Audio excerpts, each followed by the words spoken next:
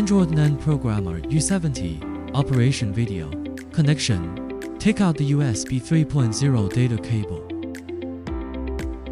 Plug it into the PC 3.0 port on U70. Insert the other end of the cable into the computer's USB port.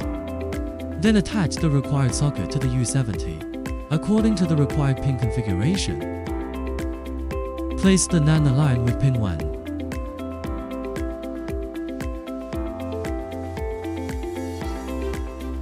Open the JCID Repair Assistant on the computer.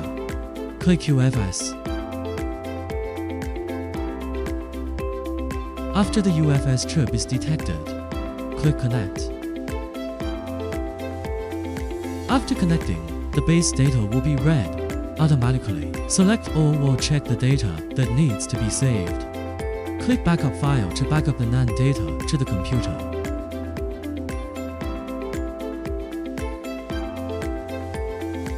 Reading completed, the data has been backed up.